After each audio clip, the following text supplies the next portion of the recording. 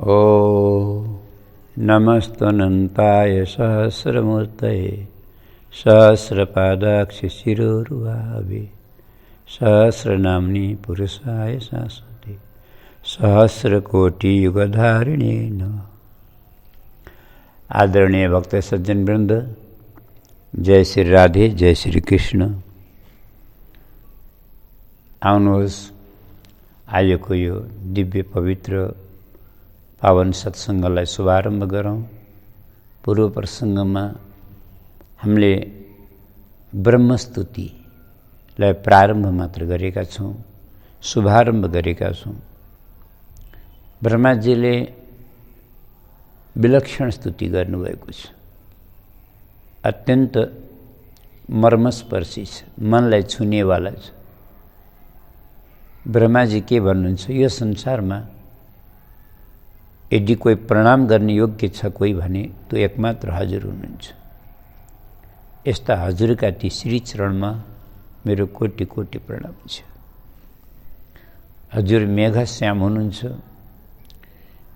श्री अङ्गमा पीताम्बर लहराएको छ, वनमाला झुलेको छ, गुन्जाको माला, मोर पङ्खको मुकुट। अब पहिला निवेदन गरौँ, भगवानले कदाचित चाहेको भए ग्वाला बनेर होइन, राजा महाराजा बनेर पनि आउन सक्नुहुन्थ्यो, प्रकट हुन सक्नुहुन्थ्यो। चक्रवर्ती सम्राटका घरमा पनि भगवान आउन सक्नुहुन्थ्यो। यदुवंशमा जन्मेर पनि अझै भएन भनेर अहिरहरूका साथमा आएर ग्वाला बनेर बस्नु भएको छ। अनि गुन्जाको माला, फुलका गुच्छाको श्रृङ्गार, गेरु आदुले आफूलाई रगाउनुहुन्छ। श्यामम हिरण्यप्रदिम वनमाल्य बरह धातु प्रवाल नटवेश मनुव्रतांसी। अगाडि हामीले 23 अध्यायमा निवेदन गरौँला। यो 23 अध्यायमा यस्तो कथा। अब भगवानले नपाएर होला त केही नै, भगवानले मनै मन सोच्नुभयो, कल्पना गर्नुभयो। हेर्नु, चक्रवर्ती सम्राटका घरमा म अवतार लिएर आउन सक्थेँ, तर एउटा चक्रवर्ती सम्राटका सन्तानलाई, पुत्रलाई, उत्तराधिकारीलाई एउटा गाई चराउनेवाला गोठालाले, कल्पना गर्नुहोस्, मित लाउन चाहेर, मित्रता सम्बन्ध जोड्न चाहेर के सम्बन्ध निम्न सक्छ, हुन्छ, सम्भव छ? छैन। एउटा गरिबले, एउटा ग्वालाले, एउटा किसानले चक्रवर्ती सम्राटका सन्तानसँग नजर उठाएर हेर्न पनि सक्दैन, बोल्न पनि सक्दैन, मित्रता गर्न त परै जाओस्। बरु चक्रवर्ती सम्राटले चाहने हो भने उसले गरिबभन्दा गरिबसित मित्रता लाउन सक्छ, मित्रता जोड्न सक्छ। परन्तु एउटा गरिब व्यक्तिले सम्राटका सन्तानको कुरा छोडौँ, एउटा महाजनसँग, एउटा धनीसँग, एउटा सेठ साहुकारसँग पनि उसले सम्बन्ध जोड्न सक्दैन, हिम्मत हुँदैन उसको। त्यही भएर भगवान आज ग्वाला बनेर आउनुभएको छ। भगवान के चाहनुहुन्छ कि गरिबभन्दा गरिबले पनि मसँग नाता जोडोस्, मसँग बोल्नको लागि नहिचकिचाओस्, मलाई प्रेम गर्नको लागि सङ्कोच नहोस्। त्यही भएर भगवान आज ग्वाला बनेर बस्नु भएको छ। यस्तो देखाउनु भएको छ कि भगवान पासमा कोही गरगहनै छैनन्। गुन्जाको माला लाउनु भएको छ, साधारण ग्वालाको भेष छ, गाई चराउनु भएको छ। बताउनु, यस्तासँग बोल्न कसलाई सङ्कोच छ? त्यही भएर गरिबभन्दा गरिबले पनि आफ्नो सम्बन्ध मसँग जोडोस्, आफ्नो मन मसँग जोडोस्, सबको कल्याण होस्, सबको उद्धार होस् भन्ने भावना छ। त्यही भएर भगवान ग्वाला बन्नुभएको छ। अब अरू फेरि कारण पछि भनौँला कारण। अब अर्को कुरा, मयूर पङ्खको मुकुट किन धारण गर्नुभएको छ? यसको पनि एउटा कारण छ, एउटा अर्थ छ। किनकि 84 लाख योनिमा मयूर एउटा यस्तो योनि हो, एउटा यस्तो विचित्रको विलक्षण प्राणी हो। यो अमैथुनिक प्राणी हो। यसका सन्तान कसरी जन्मन्छ हामीले विचार गरौँ। जब आकाशमा मेघ मडराएर आउँछन्, कालो कालो बादल आउँछ, मयूरको बादल देखेर मयूरको मन रमाउँछ। किन कि त्यो बादलको वर्ण र भगवानको वर्ण एउटै छ। त्यो कालो कालो बादलको वर्ण देखेर, बादलको रूप देखेर उसलाई भगवानको याद आउँछ र उसको मन प्रफुल्ल भएर और उन्मत्त भएर आफ्नो पंख फिजाएर नाच्न लाग्छ। नाच, मयूर नाचेको देखे आउँला, कसरी नाच्छ, उन्मत्त भएर नाचे आउँछ। अनि नाच्दाखेरि उसका आँखाबाट खुसीका, प्रेमका आँसु टपकन्छ, प्रेमका आँसु टपकन्छ। विषय और वासनाको बिउ होइन, यो प्रेमको, खुसीको आँसु टपकन्छन्। वरिपरि मयूर्नीहरू घुमिरहेका हुन्छन्। त्यो आँसुलाई तिनीहरूले भुइँमा खस्न पनि दिँदैनन्, गएर ट्याप्प टप्प टिप्छन्। त्यो आँसुलाई पिउँछन्, तिनीहरूले खान्छन्। त्यो आँसुबाट मयूर्नी गर्भवती हुन्छन्। त्यसरी मयूरको जन्म हुन्छ। त्यही भएर भगवानले मयूरलाई आदर गर्नुहुन्छ। मयूरको पंखलाई आफ्नो शिरको गहना बनाउनु, आभूषण बनाउनु एउटा कुरा। अर्को कुरा, यो भगवानको माधुर्य लीलाको एउटा विलक्षण संकेत हो। भगवानले भन्नुहुन्छ, संसारमा भुले भट्केका अज्ञानी विमुख प्राणीहरूको लागि भगवानले भन्नुहुन्छ, किन दुःख पाएका छौ, किन भट्केका छौ, एक बार मेरो चरणको शरणमा आऊ। यो मन अरूलाई नचढाऊ, मलाई चढाऊ। हेर, म सत्य भन्छु, यदि यो मन तिमीहरूले अरूलाई देऊ भने, अरूलाई चढायौ भने, यदि यो मन तिमीहरूले मलाई नदिएर अरू संसारका विषयलाई, दुराचारीलाई, अनाचारी, व्यभिचारी, भ्रष्टाचारीलाई और यो मन तिमीहरूले दियौ भने, म सत्य भन्छु तिमीहरूको मनको दुर्दशा गरिदिनेछन्। जस्तै मान्छेले आँप चुसेर, रस रस जति चुसेर आँपको खोइलो र बोक्रालाई कुडामा, कचडामा लगेर फालिदिन्छन्, त्यसरी तिमीहरूको मन पनि आँपलाई झैँ, आँप चुसे झैँ चुसेर तिमीहरूको शरीरको ऊर्जालाई, तिमीहरूको तेजलाई, तिमीहरूको रूपलाई, तिमीहरूको शक्तिलाई चुसेर बुढेसकालको कचडामा लगेर तिमीहरूका मनको दुर्दशा गराएर फालिदिनेछन्। सावधान, अगर तिमीहरूले त्यो मन मलाई देऊ भने, मैले तिमीहरूको मनको, मैले शिरको मुकुट बनाएर, म आभूषण बनाएर म कृष्ण तल नृत्य गर्नेछु। तिमीहरूको मन मेरो शिरको आभूषण हुनेछ। यसको तात्पर्य सबलाई घर गृहस्थी समाज छोड्नु भनेको होइन। सबैले संसारै छोडेर यो भगवानलाई मन चढाइन्छ भनेको होइन। भगवान भन्नुहुन्छ संसार छोडेर आऊ भनेको छैन। संसारमा रहेर पनि मन भगवानमा दिन सकिन्छ, चढाउन सकिन्छ। कसरी? जस्तै एउटा उदाहरणको रूपमा सन्त महात्मा भन्ने गर्छन्, एउटी बुढी माता थिइन्, तिनी आस्तिक थिइन्, बडा भक्तिमती थिइन्। तिनले एक बार के गरिछन् भन्छ भने पूजाको थाली सजाइछन् र भगवानको मन्दिरमा पूजा गर्न गइछन्। का बढिया बढिया सामान, बडा फल पनि बढिया बढिया फल रोजेर ल्याइछन्। चन्दनहरू, फूलहरू, माला, तुलसीहरू सब सजाएकी छन्। भगवानलाई दीपदान गर्नको लागि चाँदीको पालामा सुन्दर गाईको घिउ र आफ्नै घरको कपासले काटेको बत्ती बढिया सजाएर थालीमा राखेर नैवेद्यहरू बनाएर मन्दिरमा गइछन्। अब मन्दिरमा गएर पूजा गर्नको लागि श्रद्धाका साथ मन्दिरमा गइन्।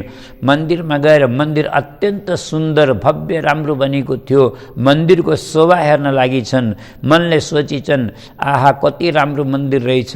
थाली पहिला भैँमा राखिछन्, मन्दिरको शोभा हेर्न लागिछन्। मन्दिरको शोभा हेरेर पछि पूजा गरौँला भन्ने सोचेकी रहेछन्। मन्दिर परिक्रमा गरेर घुमी घुमी हेरिछन्, सबै वरिपरि हेरिछन्। मन्दिर हेर्दै हेर्दै मन्दिरको सुन्दरता हेरेर प्रसन्न भएर मुग्ध हुँदै परिक्रमा गरेर आएर आफ्नो पूजाको थाली हेर्छन् भन्दा त कतिखेर एउटा कालो कुकुर आएछ। त्यो चाँदीको पालाको गाईको घिउ चाटेर गएछ। त्यो सब नैवेद्य खाएर जुठो बनाएछ। बिचारी माता टाउको साँतेर बसेर रुन लागिछ। त्यही बेला मन्दिरको महन्त आएर महात्मा आएर सोधे, माता के भयो? गुरुजी पूजा गर्न थाली सजाएर ल्याइ थिएँ, हेर्नुहोस् त कुकुरले यस्तो गरिदिएछ।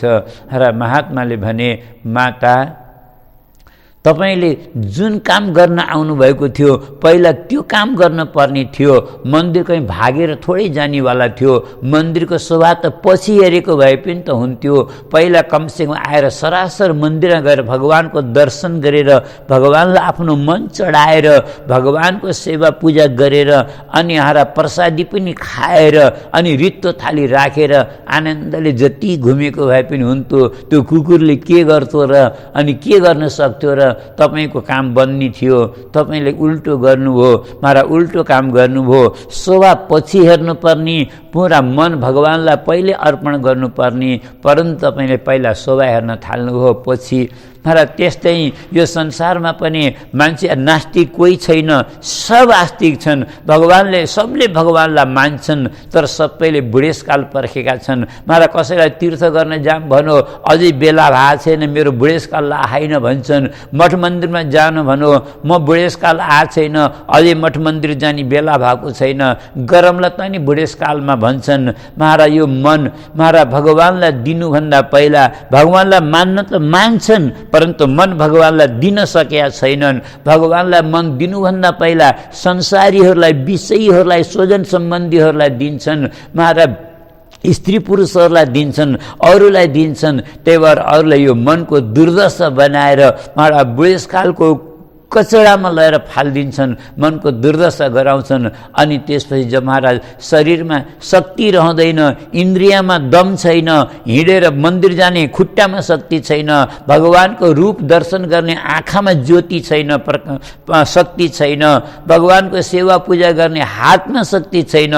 जब महाराज मान्छे निर्बल हुन्छ, अशक्त हुन्छ, असमर्थ हुन्छ, अनि त्यसपछि मन्दिरमा गएर गर्ने के हो?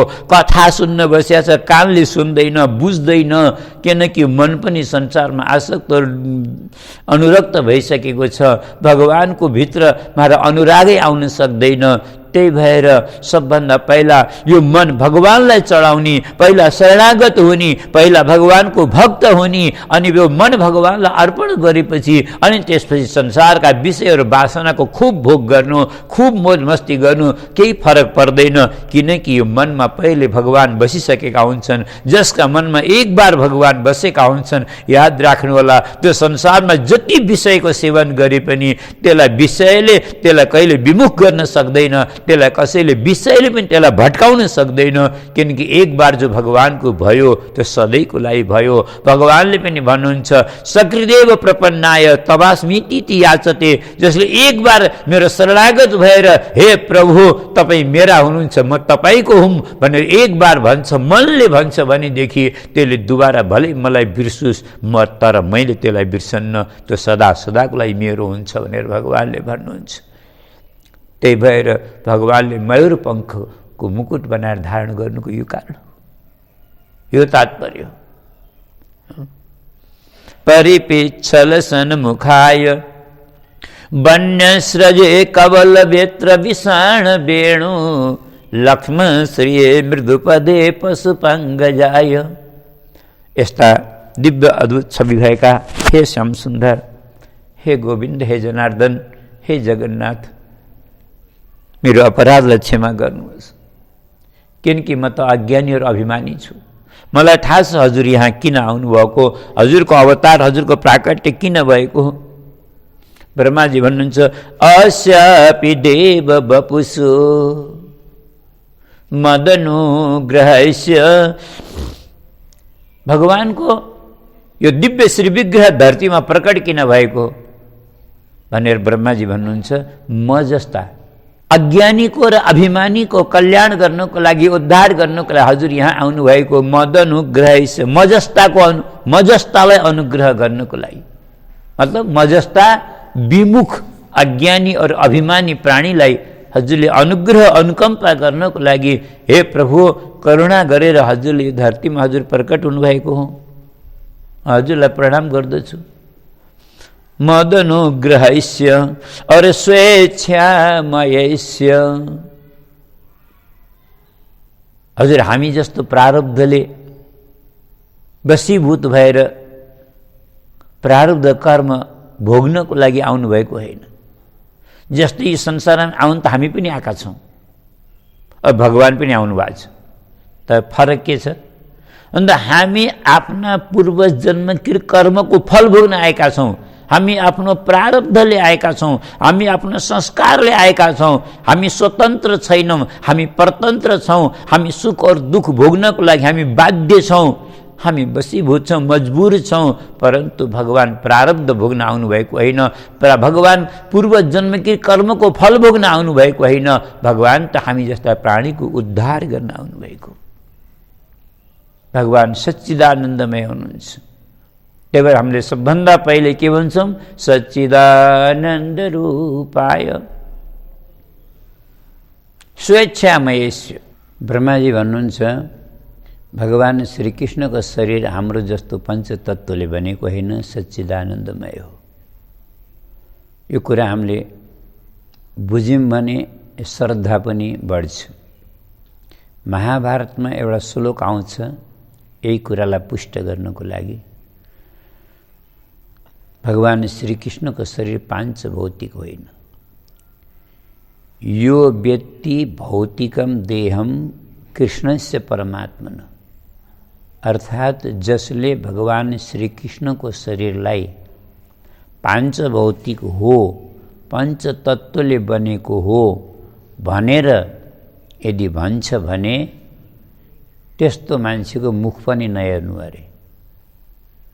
और नहेर्दा नहेर्दै अकस्मात देखियो मुख भने के गर्ने भने मुखम तस्या बलोक्यापि सचैलम स्नानमाचरित।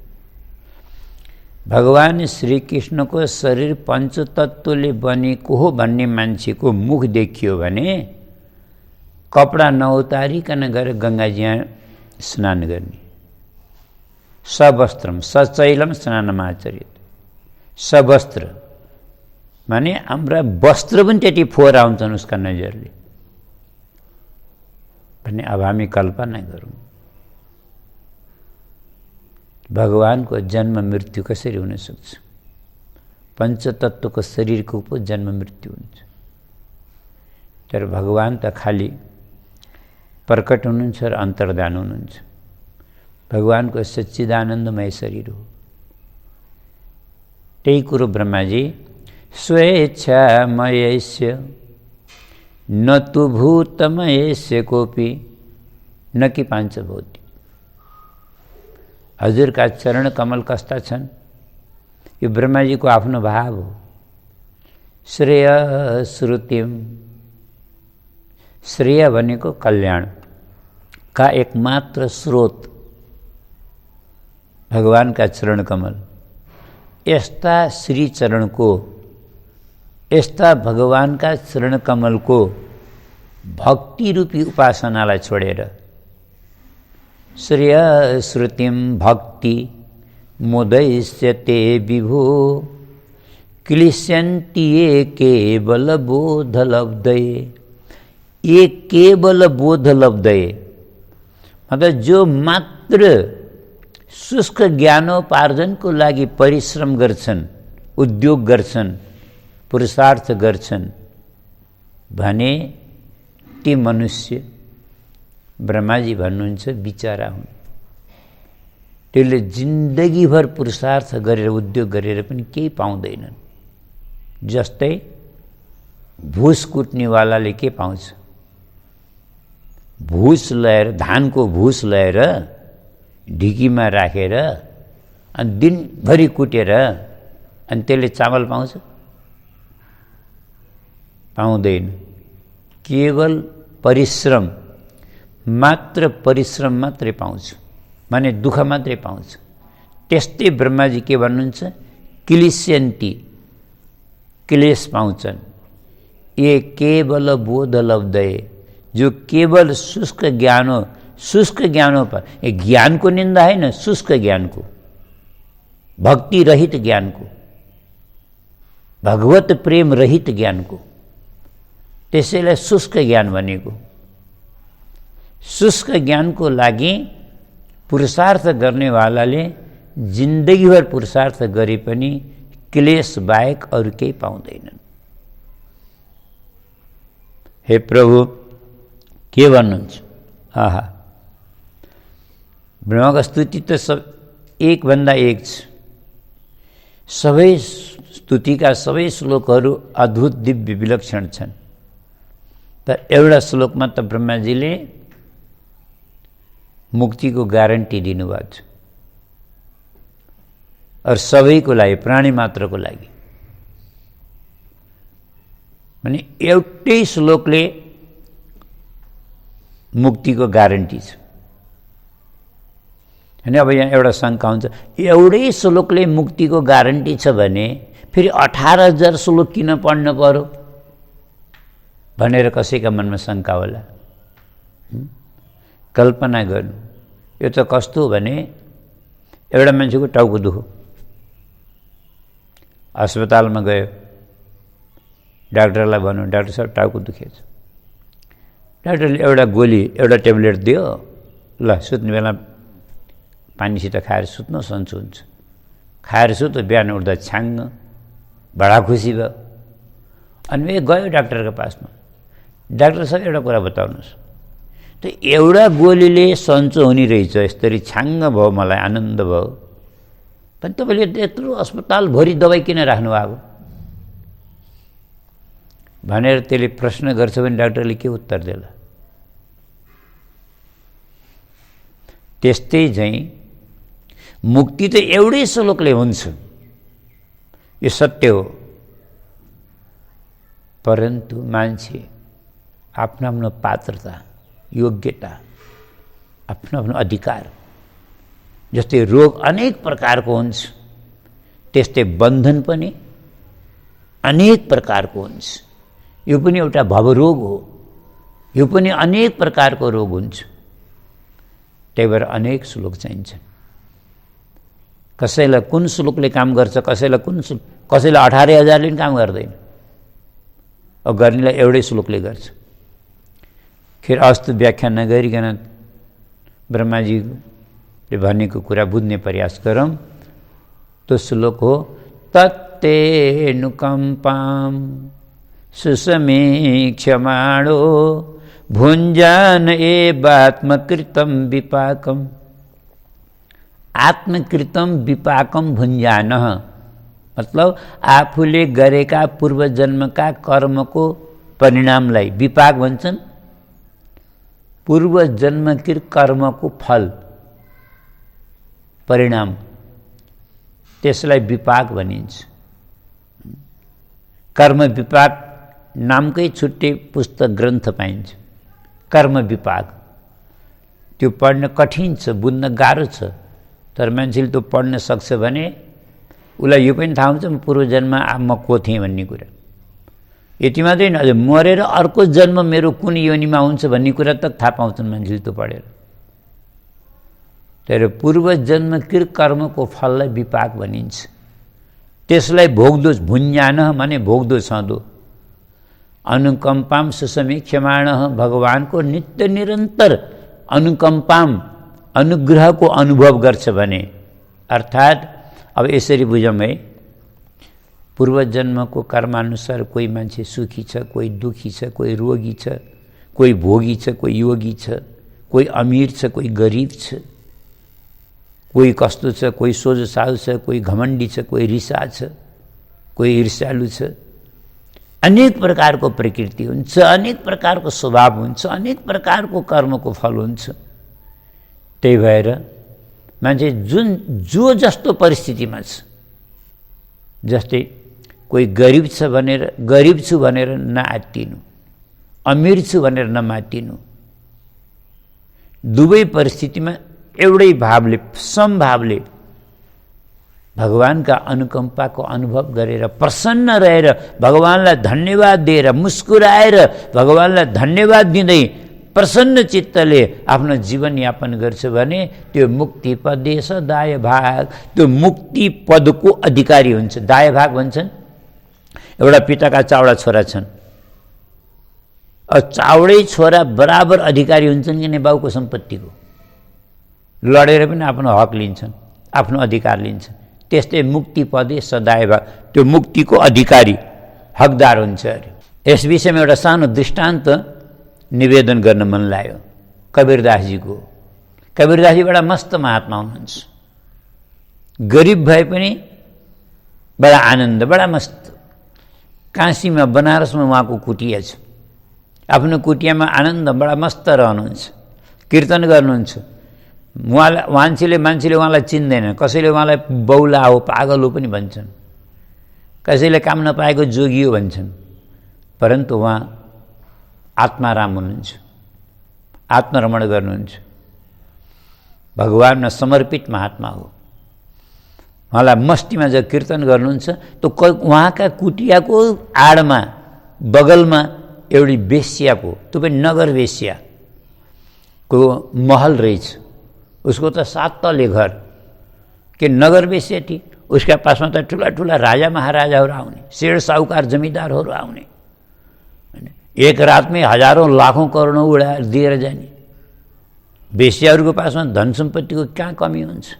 7 तले घर थियो, उसका पासमा ठुल्ठुला शेर साहुकार आइरहन्थे। कबीरदास जब मस्तीमा कीर्तन गरेर नाच्नुहुन्थ्यो त उसलाई विक्षेप हुन्थ्यो, विघ्न हुन्थ्यो।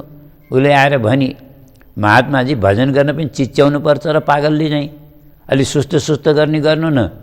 हेर्नु त मेरो घरमा कस्ता कस्ता राजा महाराजाहरू आहान्, शेर साहुकार आहान्, हजुर पागल चाहिँ चिच्याउनुहुन्छ, डिस्टर्ब हुन्छ, विघ्न हुन्छ, अलि सुस्त गरिदिनुहोस् न।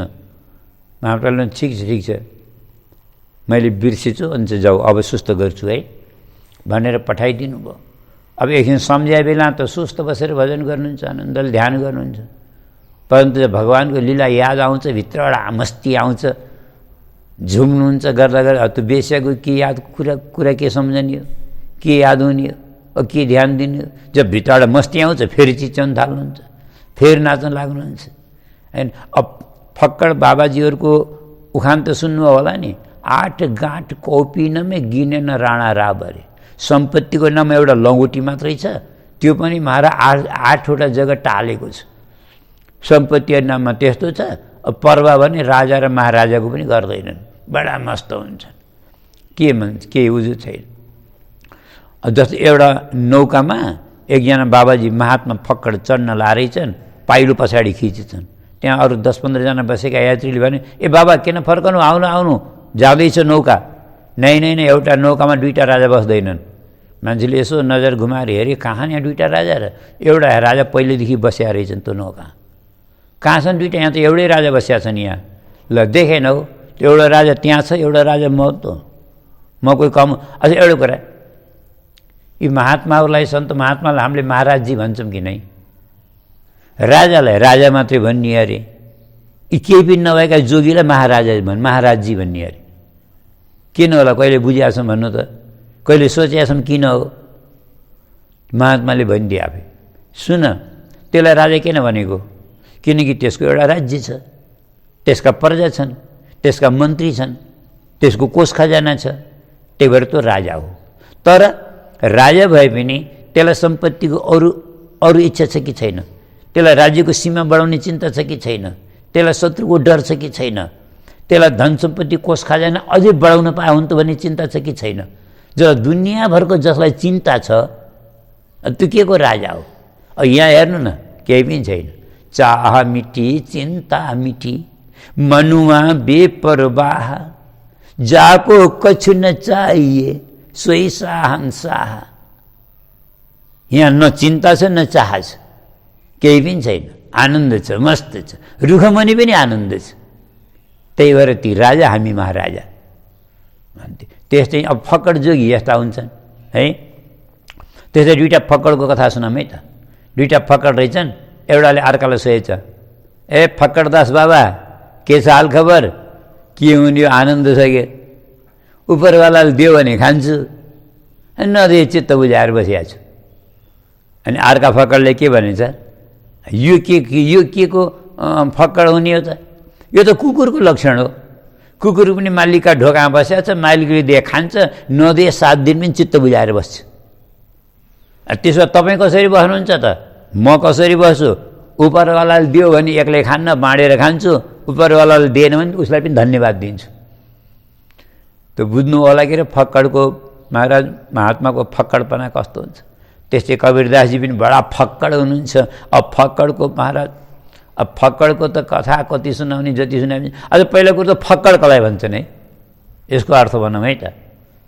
परन्तु अर्को भागमा निवेदन गरौँला, फक्कड कसलाई भन्छन्। कबीरदासजी फक्कड महात्मा हुनुहुन्छ।